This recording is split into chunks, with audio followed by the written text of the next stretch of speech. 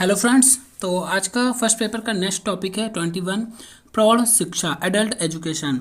देखिए यहाँ पर एग्ज़ाम पास में है तो और आपका जो ये टॉपिक मोस्ट वैसे मतलब इसमें इंपॉर्टेंट नहीं, मुझे एक क्वेश्चन इसमें इंपॉर्टेंट लगा और इस टॉपिक को आप खुद देख लीजिए, है ना। मैं इस टॉपिक को नहीं कराऊंगा, चलिए अगला टॉपिक देखेंगे क्योंकि ये इंपॉर्टेंट टॉपिक नहीं है और समय कम है। ठीक है, समय को देखते हुए आप पढ़ना चाहते हैं तो एक बार उसको पढ़ जरूर लीजिएगा, एडल्ट एजुकेशन। ठीक है, तो यहाँ पर देखिए एक क्वेश्चन मुझे इंपॉर्टेंट जो लगा, राष्ट्रीय साक्षरता मिशन। ये देखिए 19 नंबर क्वेश्चन है, भारत सरकार ने कब राष्ट्रीय साक्षरता मिशन प्रारंभ करने का निर्णय किया था। तो ये जो प्रारंभ हुआ था राष्ट्रीय साक्षरता मिशन जो है 1988 में प्रारंभ हुआ था। ठीक है, यहाँ पर ऑप्शन फिर से कोई मैच नहीं कर रहा था। चलिए हम फिलहाल अपना अगला टॉपिक देखेंगे, टॉपिक नंबर 22 दूरस्थ शिक्षा एवं खुली व्यवस्था। इसमें से क्वेश्चन 100% बनेंगे और बनेंगे। ठीक है, तो 21 टॉपिक हम नहीं करा रहे हैं, आप एक बार पढ़ लीजिए, वैसे इंपॉर्टेंट नहीं है। एक क्वेश्चन जो साक्षरता मिशन है वो रहेगा इंपॉर्टेंट। नेक्स्ट चलिए देखते हैं, दूरवर्ती शिक्षा की सर्वप्रथम शुरुआत। यहाँ थोड़ा सा डल पीडीएफ है। दूरवर्ती शिक्षा का स्वतंत्र यहाँ पर दूरवर्ती शिक्षा की सर्वप्रथम शुरुआत किस देश में हुई थी। तो यहाँ पर जो आपका ऑप्शन दिया गया है फिलहाल वो इंग्लैंड दिया गया है, लेकिन ये इंग्लैंड इसका आंसर नहीं है, इसका आंसर है जर्मनी। रियल आंसर आपका जर्मनी है, जहाँ से दूरवर्ती या दूरस्थ शिक्षा की शुरुआत हुई थी। अगला प्रश्न है, पाठ्यक्रम यहाँ पर थोड़ा सा समझ में नहीं आ रहा है, परामर्श है या कुछ और है, इसका संबंध किससे है। ठीक है, तो इसका संबंध यहाँ पर फिलहाल कुछ भी वर्ड हो दूरस्थ शिक्षा से ऑप्शन दिया है। ठीक है, और यही टॉपिक है तो इसमें यही करेक्ट हो ही सकता है, ऐसी बात नहीं, और भी टॉपिक मतलब करेक्ट होते हैं। चलिए हम बिना टाइम का क्वेश्चन को लेकर आगे बढ़ेंगे तेजी के साथ। भारत में दूरस्थ शिक्षा के लिए प्रथम मुक्त विश्वविद्यालय की स्थापना किस सन में हुई थी। तो 1882 में प्रथम मुक्त विश्वविद्यालय की स्थापना करी गई थी दूरस्थ शिक्षा के लिए। ठीक है, चलिए अगले क्वेश्चन पर बढ़ेंगे। नेक्स्ट क्वेश्चन है 4 नंबर, व्यक्तिगत संपर्क कार्यक्रम का संबंध किससे है। जो व्यक्तिगत संपर्क मतलब इसमें क्या होता है, इंडिविजुअल कांटेक्ट, व्यक्तिगत संपर्क होता है, ये किससे संबंध रखता है। तो ये किससे संबंध रखता है, दूरस्थ शिक्षा से रखता है। नेक्स्ट है, डॉक्टर PL किरकिरे तथा डॉक्टर KS खिची ने दूरस्थ शिक्षा के कितने सिद्धांत बताए हैं। तो इन्होंने 13 सिद्धांत बताए हैं। फिलहाल ये मुझे उसमें जो इजी नोट्स का जो डिस्क्रिप्टिव है मेरे पास, उसमें कहीं इसका जिक्र नहीं किया गया है सिद्धांतों के बारे में। देखिए आपको इम्पोर्टेंट जो पॉइंट हैं, ठीक है, एक तरीका क्या होता है इम्पोर्टेंट पॉइंट ढूंढने का। यहाँ पर है दूरस्थ शिक्षा और खुली शिक्षा, है ना। तो दूरस्थ शिक्षा कब स्टार्ट हुई, है ना, क्या चीज़ें इससे रिलेटेड हैं, कौन सा विश्वविद्यालय मुक्त रहा सबसे पहला, है ना, और यूपी के पूछे जा सकते हैं यहाँ पर। तो टॉपिक का नाम देखकर उसके इम्पोर्टेंस को आंकड़ा लगाना चाहिए। कई टॉपिक के तो जैसे अभी आपको आगे टॉपिक मिलेगा जैसे NCERT SCERT, तो इनकी स्थापना कब हुई है ना, ये सब चीज़ें बहुत इंपॉर्टेंट होती हैं। चलिए अगला क्वेश्चन देखेंगे, विश्व के कितने देशों ने मिलकर अंतर्राष्ट्रीय दूरस्थ शिक्षा परिषद की स्थापना की थी। अंतर्राष्ट्रीय दूरस्थ शिक्षा परिषद की स्थापना 50 से अधिक देश थे। ठीक है, नेक्स्ट है, कौन सी शिक्षा औपचारिक अनौपचारिक और औपचारिकेतर शिक्षा के लक्षणों का सम्मिलित स्वरूप है। तो कौन सी शिक्षा है यहाँ पर, दूरस्थ शिक्षा। फिलहाल देखिए शिक्षा 3 प्रकार की होती है, इसका अगर हम एग्जैक्ट आंसर करें तो ये औपचारिकेतर शिक्षा जिसे निरौपचारिक शिक्षा कहा जाता है वो है दूरस्थ शिक्षा का उदाहरण। ठीक है, लेकिन लक्षणों को, इसके शिक्षा के लक्षणों को स्वरूप है, मतलब तीनों के लक्षण इसमें पाए जाते हैं इसलिए। अब होती क्या है, आगे क्वेश्चन और दिया गया है इसके बारे में, चलिए मैं वहाँ पर आपको इसको समझाऊंगा और PDF आपको टेलीग्राम चैनल पर मिल जाएगी, लिंक डिस्क्रिप्शन बॉक्स में दिया गया है। और कोई भी डाउट है कमेंट कर सकते हैं, और जो इम्पोर्टेंट है मैं बताता चलूँगा, है ना, मोस्ट इम्पॉर्टेंट क्वेश्चन जो रहेंगे फिलहाल, और कुछ इंपॉर्टेंट नहीं है वो भी मैं बताता चलूँगा ताकि आपको थोड़ी सी हेल्प मिल जाए। और डिस्क्रिप्टिव पढ़ते रहिए, ठीक है, क्योंकि कुछ चीज़ें टॉपिक सिलेबस के अकॉर्डिंग यहाँ से छूटे हैं, कुछ ऑब्जेक्टिव में उनका जिक्र नहीं किया गया जबकि आपके सिलेबस में हैं, जबकि कुछ क्वेश्चन आपके बाहर से रख दिए गए हैं। तो वो चीज़ मैं आपको जैसा कि बता रहा हूँ पिछले वीडियो से। नेक्स्ट है, कुछ विद्वानों ने दूरस्थ शिक्षा को और किन नामों से संबोधित किया है। तो मुक्त शिक्षा मतलब ओपन एजुकेशन, पत्राचार शिक्षा और दूरस्थ शिक्षा, तीनों नाम है, इसमें कोई डाउट नहीं होना चाहिए। बढ़ते हैं नेक्स्ट क्वेश्चन पर। 9 नंबर प्रश्न है, कौन सी शिक्षा अधिगम का ऐसा स्वरूप है जो एक निश्चित समय, निश्चित स्थान, शिक्षक, शिक्षार्थी, पाठ्यक्रम, परीक्षा, अनुसंधान में बंधी व्यवस्था है, जिसके कुछ निश्चित उद्देश्य, लक्ष्य और सीमाएं हैं। तो ये कौन सी शिक्षा होती है ना, तो ये कौन सी औपचारिक शिक्षा होती है। अब देखिए, शिक्षा 3 प्रकार की होती हैं इस दृष्टिकोण से, औपचारिक, अनौपचारिक, ठीक है, और या फिर औपचारिकेतर, या फिर जिसे निरौपचारिक भी बोलते हैं। तो एकदम क्लियर हो जाएगा एक वर्ड से। देखिए, औपचारिक शिक्षा एक स्कूल उदाहरण है। एक स्कूल में क्या होता है, एक स्कूल की टाइमिंग फिक्स होती है, पाठ्यक्रम होता है, शिक्षक और शिक्षार्थी के बीच में अंतःक्रिया होती है ना, और मतलब एक फिक्स जगह पर जो शिक्षण दिया जाता है, मतलब जैसे स्कूल का फिक्स टाइम होता है और उसी में बालक को शिक्षा दी जाती है। तो ये औपचारिक शिक्षा का उदाहरण होता है।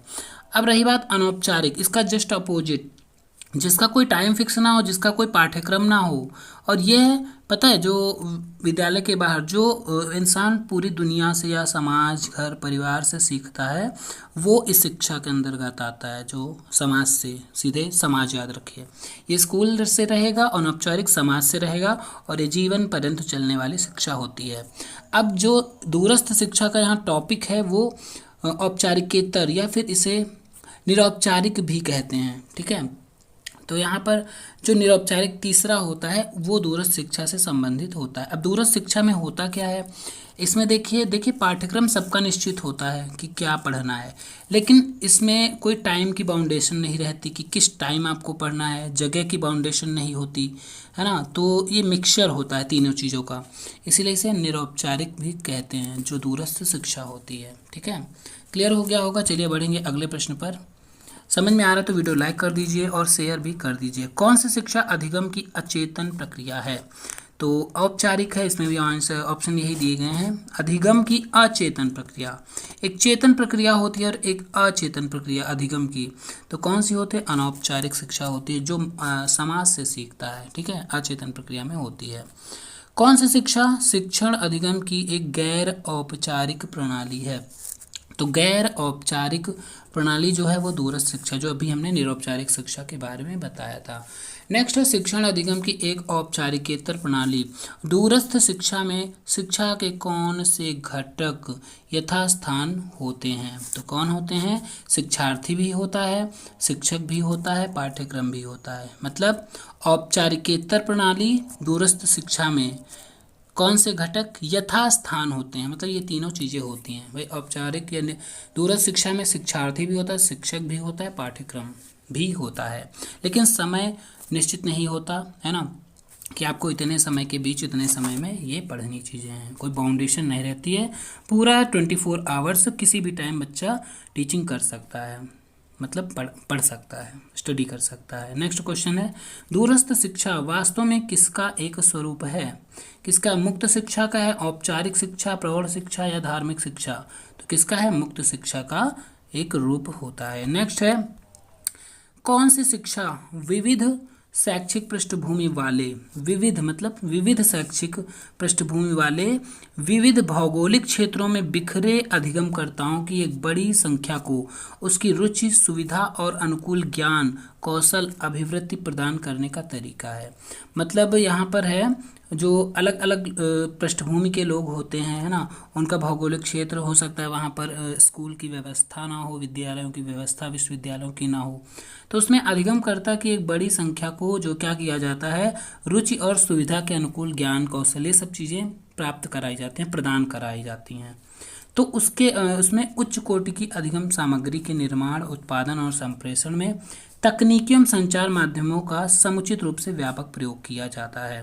जैसे मान लीजिए आप लोग क्या यूट्यूब पर देख रहे हैं, तो फिलहाल आंसर बी वाला होगा, दूरस्थ शिक्षा। तो इसमें क्या होता है, एक ये दूरस्थ शिक्षा नहीं कहेंगे क्योंकि इसका एक निश्चित पाठ्यक्रम ये विश्वविद्यालयों के द्वारा प्रोवाइड कराई जाती है ना दूरस्थ शिक्षा।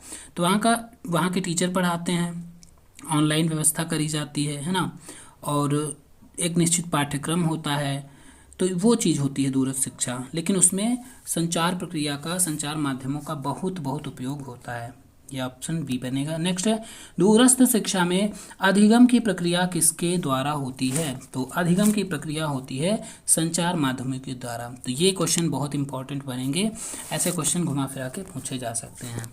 नेक्स्ट है, दूरस्थ शिक्षा कौन सी अधिगम प्रणाली है?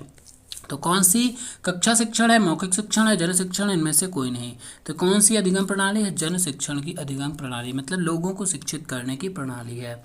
दूरस्थ शिक्षा का अभिप्राय है सीखने और सिखाने की यह प्रक्रिया जिसमें स्थान और समय के आयाम सीखने और सिखाने के मध्य दखल अंदाजी करते हैं। तो किसका है? माइको एडिसेसिया। नेक्स्ट है, पत्राचार शिक्षा में संपूर्ण पाठ्यक्रम को, अब देखिए जो पत्राचार शिक्षा है, पत्राचार मतलब पत्रों के द्वारा प्रोवाइड करे जाने वाली शिक्षा।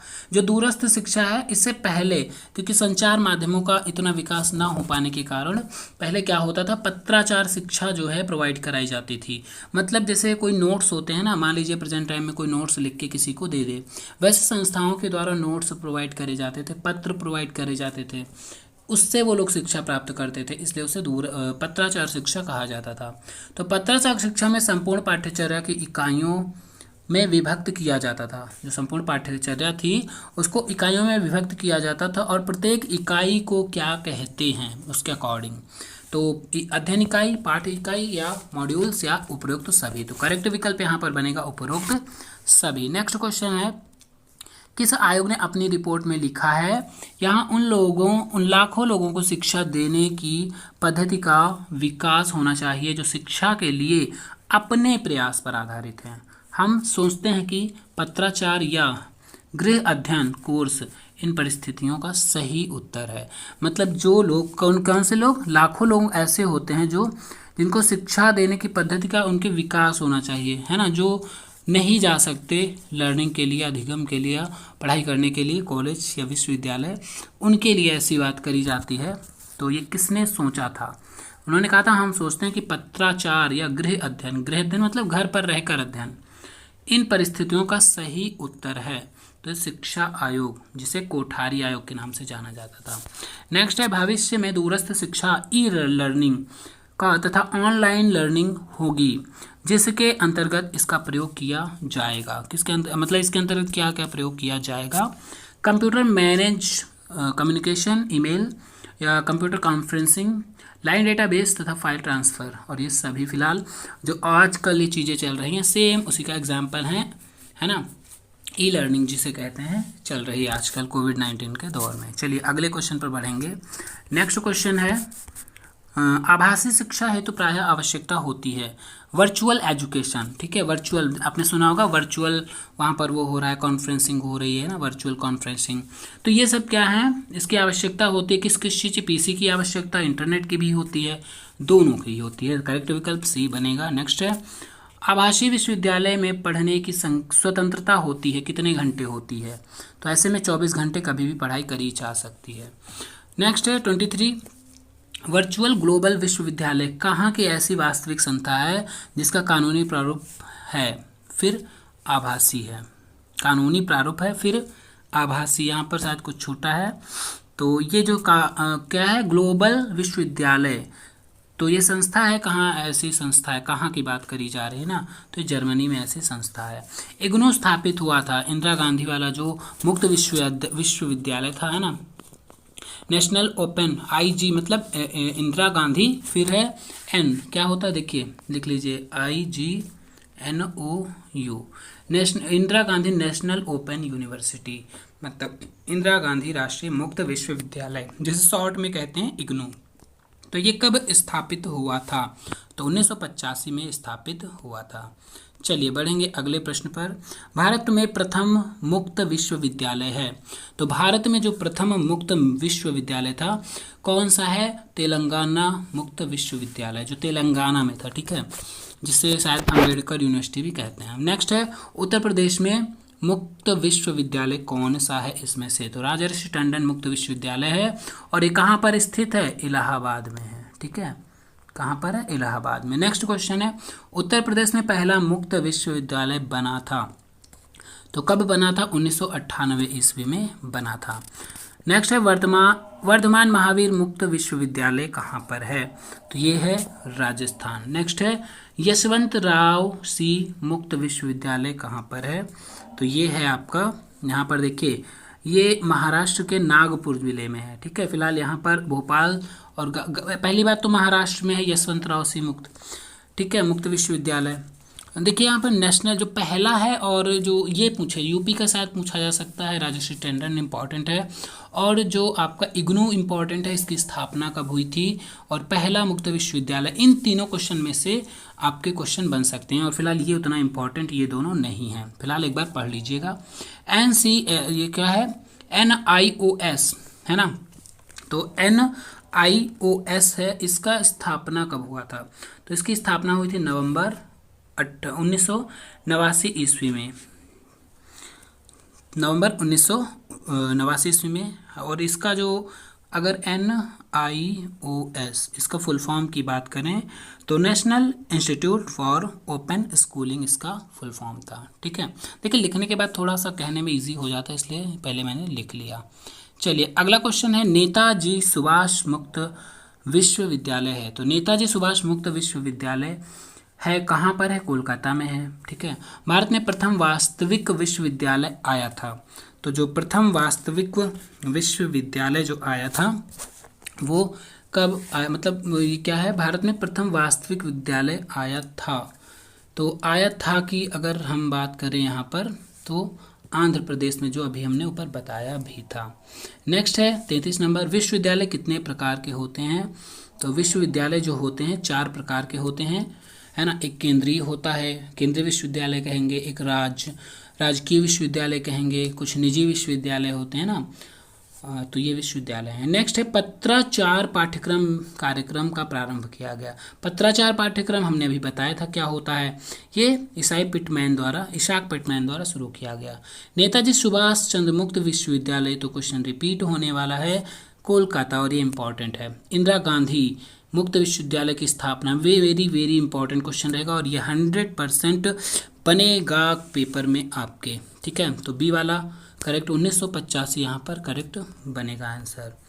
चलिए नेक्स्ट टॉपिक पर बढ़ेंगे, एक क्वेश्चन अभी रह गया 2।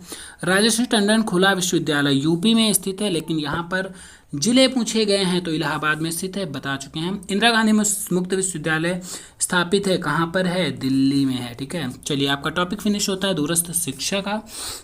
फिलहाल दूरस्थ शिक्षा में इग्नू बहुत इंपॉर्टेंट है क्योंकि चर्चा में रहता है, और यूपी में बात करें तो राजर्षि टंडन बहुत इंपॉर्टेंट रहता है। और पहला ये सब चीज़ें आपको तो पता होनी चाहिए। चलिए अगला टॉपिक है हमारा तकनीकी एवं व्यावसायिक शिक्षा।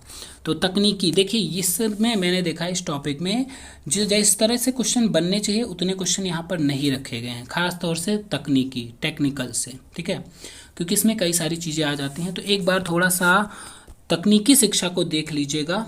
ठीक है, डिस्क्रिप्टिव में, क्योंकि इस कंप्यूटर से रिलेटेड क्वेश्चन भी बना सकते हैं इससे कहीं ना कहीं। तकनीकी शिक्षा को कितने स्तरों में विभाजित किया जा सकता है? तो कितने स्तरों में विभाजित किया जा सकता है? तकनीकी शिक्षा को 3 स्तर में विभाजित किया जा सकता है। नेक्स्ट नंबर है, भारत ने प्राचीन एवं मध्यकाल में तत्कालीन शिक्षा का व्यावसायिक विकास हुआ था? नहीं हुआ था कि हाँ हुआ था कि जानकारी नहीं है कि इनमें से कोई नहीं। फिलहाल इसका अगर हम एग्जैक्ट प्रमाणिक तौर पर देखें, फिलहाल आंसर आपका पहले हम बता दें बी, लेकिन यहाँ पर प्राचीन जो मध्यकाल था, प्राचीन काल था, वहाँ पर तकनीकी का कोई प्रमाण नहीं मिला एग्जैक्ट। ठीक है, तो लेकिन ये नहीं कहा जा सकता कि जानकारी नहीं थी। फिलहाल यहाँ पर ऑप्शन हाँ में रहेगा। ठीक है, बाद में चलकर विकास होने लगा था। ब्रिटिश काल में तकनीकी शिक्षा की उपेक्षा की गई थी। हाँ जरूर की गई थी, मतलब उपेक्षा मतलब स्टार्टिंग में ब्रिटिश काल में उन लोगों ने मतलब अंग्रेज़ों ने भारत को जो तकनीकी शिक्षा से दूर रखा, क्योंकि वो सोचते थे कि अगर इसकी जानकारी भारतीयों को ज़्यादा हुई तो हमारे लिए खतरा बन सकता है, इसलिए स्टार्टिंग में नहीं किया गया, उपेक्षा की गई थी, लेकिन बाद में धीरे धीरे थोड़ा सा उसका प्रोग्रेस होने लगा था। चलिए अगला क्वेश्चन है, ब्रिटिश शासन के प्रारंभिक वर्षों में तकनीकी शिक्षा विकास तेजी से हुआ था? तो इसका क्या ऑप्शन रहेगा? विकास, कोई विकास ही नहीं हुआ था, अभी तो हमने बताया। नेक्स्ट है, लुम्सडेन ने शैक्षिक तकनीकों को किन रूपों में वर्गीकृत किया है?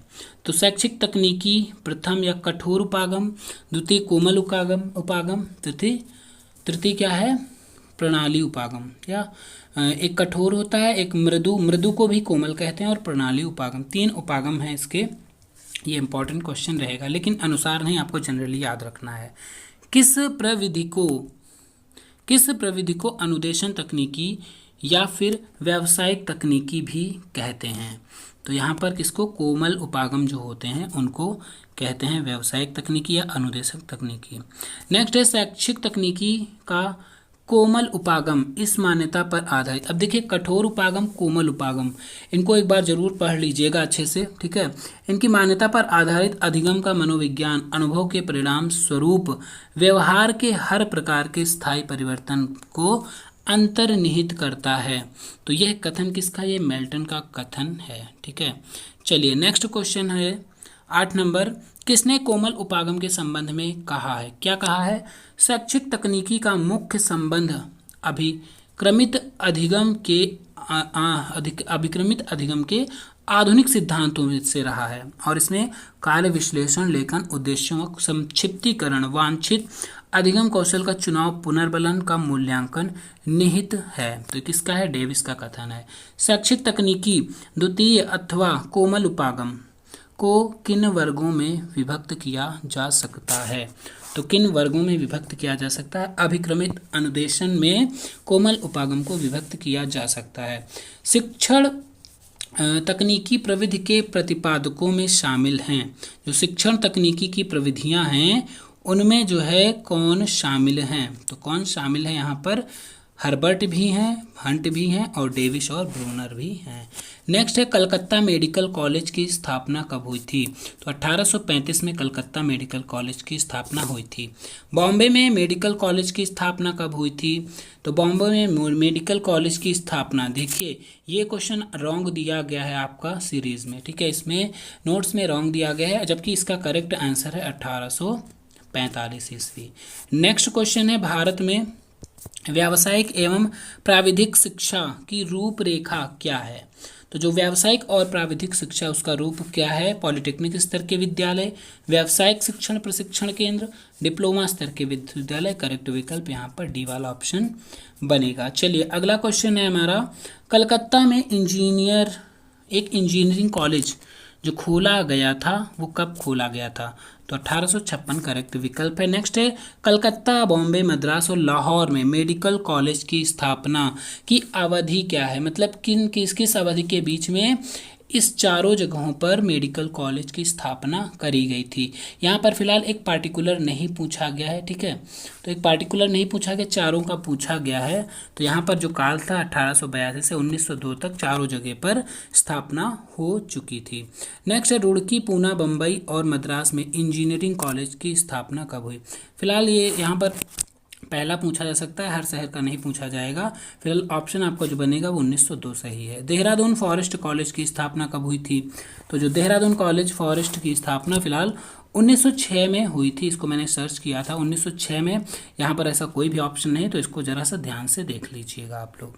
18 नंबर क्वेश्चन है, 1921 ईस्वी तक कितने छात्र भारत में चिकित्सा स्तर ग्रहण कर रहे थे? फिलहाल ऐसे क्वेश्चन का कोई काम नहीं रहेगा कि इस वर्ष तक कितने छात्र यहाँ पर थे या कितने विश्वविद्यालय थे, क्योंकि मतलब ये डाटा बार बार रिफ्रेश होता रहता है ना, फिलहाल अभी जो प्रेजेंट टाइम में, लेकिन ये ऐसे मेरे हिसाब से बिल्कुल क्वेश्चन नहीं बनेंगे। ऑप्शन आपको मैं बता देता हूँ, सी वाला करेक्ट है। नेक्स्ट है, सन 1921 तक कितने इंजीनियरिंग कॉलेज थे? ऐसा भी क्वेश्चन बकवास है, इसको मत ध्यान दीजिएगा, ठीक है। देखिए इसमें क्या किया गया है, देखिए कुछ ज़्यादा से ज़्यादा टॉपिक मैंने देखे हैं जो इजी नोट्स हैं पुराने वाले डिस्क्रिप्टिव, उनमें से जैसे लाइन की विशेषताएं दी होती हैं उनसे पुटअप किए गए हैं, निकाले गए हैं, और बार निकाल निकाल के ऑप्शन बना के रख दिए। लेकिन कुछ यहाँ पर आउट ऑफ सिलेबस भी दिया गया है, मैंने देखा है, जैसे है ना जो हिस्ट्री का रिलेटेड मध्यकाल दे दिया गया था, जबकि उसका कोई काम वहाँ पर था ही नहीं। तो फिलहाल आगे हम सतर्क रहेंगे और फर्स्ट पेपर को जल्दी से जल्दी फिनिश करेंगे। और हाँ, एक चीज़ बतानी थी, हो सकता है यहाँ पर जैसा कि आपको सुनने में आ रहा होगा कि डेट फॉर एग्ज़ाम मतलब बढ़ सकते हैं, क्योंकि 6 तारीख को आपका B.Ed एंट्रेंस एग्ज़ाम होने वाला है यूपी का। फिलहाल अभी कोई ऑफिशियल न्यूज़ नहीं आई है, और जैसे ही आते मैं बता दूंगा। और अगर ऐसा होता है तो ये फर्स्ट पेपर के बचे हुए टॉपिक मैं बाद में करा दूंगा, ठीक है, जो बाद में एग्ज़ाम होगा अगर तब, वरना यही जारी रख के आज से कल तक ख़त्म, मतलब कल तक ख़त्म हो जाएगा और नेक्स्ट जल्दी से आगे बढ़ेंगे। और अगर पेपर ये बाद में कर दिया जा रहा है फर्स्ट, तो इसको जो 3-4 टॉपिक बच्चे हैं लास्ट के, फिलहाल छोटे छोटे टॉपिक हैं, उनको 1 या 2 वीडियो में आपको सारे मिल जाएंगे। और मैं सेकंड, थर्ड, फोर्थ पेपर को जल्द से जल्द लेकर चलूँगा, ठीक है। फिलहाल फर्स्ट पेपर ज़्यादा सिलेबस था तो थोड़ा टाइम इसमें लग गया है। नेक्स्ट है 1921 तक इंजीनियरिंग कॉलेज में शिक्षा ग्रहण करने वाले छात्रों की संख्या थी। तो यहाँ ये भी कोई इसका काम नहीं है, फिलहाल 803 आंसर करेक्ट दिया गया था। ये सब चीज़ें पुरानी डिस्क्रिप्टिव में दी गई थी। देखिए ये सब चीज़ें याद नहीं होती किसी को, आप सोच होंगे हमें याद है, ऐसा बिल्कुल नहीं है। इसको पढ़ाने के लिए मुझे पहले पूरी पढ़नी पड़ती है बुक, कुछ डाउटफुल चीज़ों को क्लियर करना पड़ता है ना, और कुछ चीज़ें पता भी हैं, ऐसा नहीं है। तो मैं बहुत ये नहीं कहूँगा कि मुझे बहुत कुछ आता है, लेकिन काफ़ी मदद करना चाहता हूँ, इसलिए मैं मतलब इसमें कर रहा हूँ और इसी शिक्षा क्षेत्र से जुड़ा हुआ हूँ, इसीलिए मैं बता रहा हूँ। नेक्स्ट है 21, तकनीकी एवं व्यावसायिक संस्थाओं की स्थापना करने पर किसे योगदान देना चाहिए। तो यहाँ पर करेक्ट विकल्प है केंद्रीय सरकार, प्रांतीय, स्थानीय या सभी को। तो उपरोक्त यहाँ पर सभी विकल्प करेक्ट बनेगा। नेक्स्ट क्वेश्चन नंबर है 22 नंबर, व्यावसायिक शिक्षा किस स्तर से प्रारंभ हो जानी चाहिए। किस स्तर से प्रारंभ हो जानी चाहिए, करेक्ट विकल्प ए बनेगा। देखिए प्रारंभ होने की बात करी गई है, तो यहाँ पर प्रारंभ हो जानी चाहिए इस प्राथमिक स्तर से। किस स्तर में बालकों को व्यावसायिक शिक्षा देकर उन्हें जीवन में जीविकोपार्जन के लिए तैयार करना चाहिए। स्टार्ट करने की बात आई तो प्राथमिक शिक्षा, लेकिन अगर जीविकोपार्जन के लिए बात आए जो व्यावसायिक शिक्षा देनी चाहिए वो देनी चाहिए माध्यमिक स्तर से। तो ये करंट मतलब थोड़ा माइंडली क्वेश्चन पूछे गए हैं बस। बालकों को तकनीकी व व्यावसायिक शिक्षा देने के लिए किस पर बल दिया जाना चाहिए। तो किस पर बल दिया जाना चाहिए, प्रायोगिक शिक्षा पर बल दिया जाना चाहिए। चलिए नेक्स्ट क्वेश्चन नंबर है 25, वह शिक्षा जिसे प्राप्त कर व्यक्ति जीविकोपार्जन के योग्य बन जाता है। तो जीविकोपार्जन के योग्य कौन सा शिक्षा ग्रहण करके बनता है। फिलहाल यहाँ पर आंसर शीट में आपको ऑप्शन डी दिया है, लेकिन डी यहाँ पर गलत है, व्यावसायिक शिक्षा होनी चाहिए, ठीक है। तो जो व्यावसायिक शिक्षा है उसे ही जीविकोपार्जन के लिए दिया जाता है। नेक्स्ट क्वेश्चन है 26, व्यावसायिक शिक्षा का आधार स्तंभ क्या है। तो आधार स्तंभ बताना है विकास एवं समृद्धि, प्रगति का आधार, सृजन या सभी। तो करेक्ट विकल्प यहाँ पर सभी बनेगा। व्यावसायिक एवं तकनीकी शिक्षा से बालक का कैसा विकास होता है। तो बालक का बहुमुखी विकास होता है। बहुमुखी मतलब चहुमुखी, हर चीज का विकास होता है। भारत में विशाल मानस शक्ति आधुनिक विश्व में केवल तभी लाभप्रद सिद्ध हो सकती है जब उसको शिक्षित एवं शिक्षित बना दिया जाए। तो यह कथन किसका है पूछा गया है, तो यह कथन फिलहाल भारत सरकार का ही है। चलिए 28 नंबर क्वेश्चन हो गया। 29 क्वेश्चन नंबर हम देखेंगे। यहाँ पर प्रौद्योगिकी तथा इंजीनियरिंग पाठ्यक्रम को मान्यता प्रदान करता है, कौन प्रदान करता है। तो बी वाला करेक्ट ऑप्शन यहाँ पर है AICTI, मतलब all India council for technical education. Next है 30 नंबर क्वेश्चन, दूरस्थ शिक्षा किस प्रकार की शिक्षा है। तो दूरस्थ शिक्षा कैसी है, औपचारिक है, अनौपचारिक है, निरौपचारिक है, सामान्य शिक्षा। ये हम बता चुके हैं। फिलहाल ऑप्शन में आपका बी वाला दिया है इस नोट्स में, लेकिन आपका करेक्ट विकल्प होगा दूरस्थ शिक्षा निरौपचारिक शिक्षा होती है, जबकि अनौपचारिक शिक्षा वो होती है जो समाज के द्वारा हमें मिलती है। नेक्स्ट क्वेश्चन है पत्राचार पाठ्यक्रम में किसकी आवश्यकता नहीं है। तो जो पत्राचार पाठ्यक्रम समझा चुके हैं, किसकी आवश्यकता नहीं है, व्यक्तिगत संपर्क की आवश्यकता होती है, पाठ लिखने के लिए आवश्यकता होती है, द्रव्य श्रव्य साधनों की। तो यहाँ देखिए पत्राचार पाठ्यक्रम जो था बाद में ही उसे दूरस्थ शिक्षा के में कन्वर्ट किया गया था। तो नियमित कक्षा शिक्षण की आवश्यकता इसमें नहीं होती कि नियम के अनुसार कि एक टाइम फिक्स हो, है ना, ये सब चीज़ें जरूरी नहीं होती इसमें। नेक्स्ट क्वेश्चन है निम्नलिखित में से कौन सी डिवीज़न एनसीसी में नहीं है? तो एनसीसी में डिवीज़न नहीं है वो बतानी है। Adult division, senior division, junior division या गर्ल्स डिवीज़न। तो फिलहाल यहाँ पर गर्ल्स डिवीज़न ऑप्शन में नहीं है, मतलब ये सही विकल्प होना चाहिए।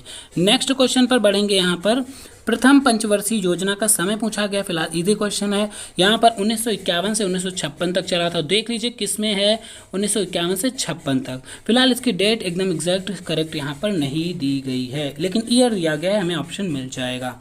नेक्स्ट क्वेश्चन पर बढ़ेंगे। 24 नंबर आपका टॉपिक है नेक्स्ट, ठीक है। तो चलिए जल्दी से तेजी से इसको समाप्त करते हैं। Topic number 24। चलिए पहला क्वेश्चन, भारत में शिक्षा विभाग का स्वतंत्र अस्तित्व कब प्रकाश में आया? जो शिक्षा विभाग था उसका स्वतंत्र अस्तित्व कब आया था? तो 1945 में आया था स्वतंत्र अस्तित्व। भारत में मंत्रालय का गठन किस, यहाँ पर फिलहाल शिक्षा मंत्रालय होना चाहिए, तो इसमें 1947 में शिक्षा मंत्रालय का गठन हुआ था, ठीक है। और भारत में प्रथम शिक्षा मंत्री कौन थे? मौलाना अबुल कलाम आज़ाद जी थे। यहाँ पर ऑप्शन नंबर 1 करेक्ट है। नेक्स्ट है अब ये चीज़ तो याद ही करनी है, इसमें कोई समझने वाला चीज़ तो है नहीं। तो शिक्षा मंत्री कौन बने थे? मौलाना अबुल कलाम आज़ाद, ठीक है। नेक्स्ट क्वेश्चन है 4 नंबर, किस वर्ष वैज्ञानिक अनुसंधान से संबंधित कार्य भी शिक्षा मंत्रालय को सौंप दिया गया था? तो 1953 में ऐसा किया गया था। नेक्स्ट क्वेश्चन पर बढ़ेंगे। यहाँ पर वैज्ञानिक अनुसंधान संबंधी कार्यों को सौंपे जाने के बाद शिक्षा मंत्रालय को क्या नाम दिया गया था? तो शिक्षा तथा वैज्ञानिक अनुसंधान मंत्रालय दिया गया था। नेक्स्ट है वर्ष 1957 में शिक्षा मंत्रालय के अधीन कितने विभाग थे? तो 3 विभाग थे शिक्षा मंत्रालय के अधीन, ठीक है। नेक्स्ट है 1957 तक, अब ये नाम वगैरह है ना पूछे जा सकते हैं शिक्षा मंत्रालय के अधीन, तो इन सब को क्लियर करते आपको चलना है। 1957 तक शिक्षा विभाग के अंतर्गत आने वाले मंत्रालय थे। देखिए आप लोग कहते हैं थोड़ा सा जल्दी बताइए, मतलब ज़्यादा चीज़ें बताइए, मतलब सिलेबस काफ़ी ज़्यादा है, तो इतना मैं एक्सप्लेन फिलहाल नहीं कर पाऊँगा अगर आपको सिलेबस पूरा करवाना है, ठीक है। और रही बात अगर एक्सप्लेन पढ़ना है तो उसमें टाइम लगेगा, जो कि अभी है नहीं। फिलहाल आपने डिस्क्रिप्टिव पढ़ा होगा तो आपको इससे सब चीज़ें पता होनी चाहिए, ठीक है। तो 6 नंबर में 3 हो गया। 7 नंबर है 1957 तक वर्ष शिक्षा विभाग के अंतर्गत आने वाले मंत्रालय थे। तो देखिए यहाँ पर 3 मंत्रालय थे, कौन? सेम यही से क्वेश्चन बना दिया गया है। तीनों विभाग कौन से थे यहाँ पर याद रख लीजिए, शिक्षा विभाग, शारीरिक शिक्षा विभाग, सांस्कृतिक विभाग, या फिर अब ये विभाग कौन से थे? शिक्षा विभाग था एक, ठीक है, जो शिक्षा मंत्रालय के अंतर्गत आता था, शिक्षा विभाग था। शारीरिक शिक्षा एवं सांस्कृतिक विभाग, ये दूसरा यहाँ तक होगा। फिर औद्योगिक शिक्षा और वैज्ञानिक शोध विभाग। नेक्स्ट क्वेश्चन है यहाँ पर, शिक्षा तथा वैज्ञानिक अनुसंधान विभाग का नाम बदल कर, जो नाम इसका बदल कर जो है किस वर्ष पुनः शिक्षा विभाग कर दिया गया था? तो किस वर्ष कर दिया गया था? 1963 ईस्वी में कर दिया गया था। ऑप्शन नंबर 1 करेक्ट बनेगा। नेक्स्ट है किस वर्ष शिक्षा मंत्रालय का नाम बदलकर शिक्षा एवं युवा सेवाएं। फिलहाल ये हर चीज़ नहीं इंपॉर्टेंट है, शुरू की जो चीज़ें मैंने बता दी वही इंपॉर्टेंट है, ये क्वेश्चन नहीं इंपॉर्टेंट है ना। तो इसमें फिलहाल करेक्ट विकल्प जो बनेगा 1968। नेक्स्ट है शिक्षा मंत्रालय का नाम किस वर्ष परिवर्तित करके शिक्षा तथा समाज कल्याण मंत्रालय किया गया था? तो 1967 में। नेक्स्ट क्वेश्चन है, नहीं यहाँ पर शायद 1971 होगा, देख लीजिएगा, इसको कंफर्म कर लीजिएगा। 10 नंबर क्वेश्चन है ना। नेक्स्ट, किस वर्ष शिक्षा विभाग को मानव संसाधन विकास मंत्रालय, ये मोस्ट इंपॉर्टेंट क्वेश्चन है, मोस्ट इंपॉर्टेंट और सबसे ज़्यादा इंपॉर्टेंट, अगर चेंज करने की बात आएगी तो यही क्वेश्चन बन सकता है। कौन सा? देखिए, किस वर्ष शिक्षा विभाग को मानव संसाधन विकास मंत्रालय के अधीन एक मंत्रालय बनाया गया था? तो 1985 में ऐसा किया गया था, ठीक है। 26 सितंबर 1985 में किया गया था। चलिए अगला क्वेश्चन पर बढ़ेंगे, हम देखेंगे यहाँ पर। नेक्स्ट 12 नंबर क्वेश्चन है, मानव तथा विकास मंत्रालय के अधीन शिक्षा विभाग के क्या कार्य हैं? तो क्या कार्य हैं? नियोजन है, संगठन निर्देशन है और नियंत्रण और समन्वय, या फिर सभी? तो करेक्ट विकल्प यहाँ पर सी बनेगा, डी नंबर। केंद्र सरकार के शिक्षा संबंधी उत्तरदायित्व हैं। कौन है? केंद्रीय विद्यालयों का संचालन, राष्ट्रीय महत्व की संस्थाओं का प्रशासन, या फिर मानकों निर्धारण का समन्वय, सभी। तो करेक्ट विकल्प यहाँ पर सभी बनेगा। नेक्स्ट है भारतीय संविधान के अंतर्गत शिक्षा किस सूची में आता है? मोस्ट इंपॉर्टेंट रहेगा फिलहाल इस टॉपिक के दृष्टिकोण से नहीं, लेकिन आपका शैक्षिक मूल्य जो टॉपिक है सेकंड पेपर में, वहाँ के अकॉर्डिंग आपका रहेगा। तो समवर्ती सूची का विषय है शिक्षा प्रेजेंट टाइम में। नेक्स्ट क्वेश्चन है 15 नंबर। केंद्र सरकार के शिक्षा संबंधी उत्तरदायित्व क्या है? निःशुल्क अनिवार्य शिक्षा सही है, राष्ट्रीय हिंदी की समृद्धि, राष्ट्रभाषा हिंदी की समृद्धि सही है, कमजोर वर्गों संबंधित उत्तरदायित्व। तो करेक्ट विकल्प यहाँ पर डी वाला बनेगा। नेक्स्ट है वर्तमान में देश में जवाहर नवोदय विद्यालय, फिलहाल इसका कोई मतलब नहीं है, ये पता बुक कब छपी हो कब का डाटा हो इससे आपको देखना ही नहीं है। फिलहाल इस वक्त 600 से भी ज़्यादा नवोदय विद्यालय हैं। शिक्षा के केंद्रीय परामर्शदाता मंडल के कार्य हैं, शिक्षा के केंद्रीय परामर्शदाता मंडल के कार्य हैं। देखिए जो प्रेजेंट टाइम का डाटा है वो नहीं पूछेगा आपसे इन चीज़ों का, ऐसे क्वेश्चन को लेकर।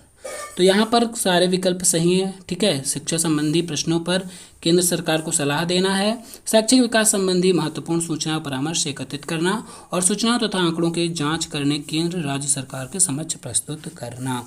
तो यहाँ पर टॉपिक 24 भी आपका फिनिश होता है, ठीक है। अब टॉपिक 25 से 30 या 31 ऐसे कुछ है ना। फिलहाल आप पीछे के टॉपिक बहुत बड़े नहीं है, यही थोड़ा ये वाला 25 टॉपिक थोड़ा सा है, बाकी छोटे छोटे टॉपिक हैं। तो आपको 1 या 2 वीडियो में सारे टॉपिक अब उपलब्ध हो जाएंगे। और अगर मैं बता रहा हूँ पेपर की डेट बढ़ती है तो ये 2 टॉपिक, आगे के 5-6 टॉपिक हम बाद में डिस्कस भी कर सकते हैं अगर इस पेपर की डेट बाद में करी गई, ताकि सेकंड, थर्ड, फोर्थ पेपर पहले कंप्लीट हो जाए। फिलहाल जैसा वीडियो लगा हो लाइक कर दीजिए, सब्सक्राइब करिए चैनल को अगर नए हैं, और शेयर कर दीजिए। चलिए मिलेंगे नेक्स्ट वीडियो में, धन्यवाद।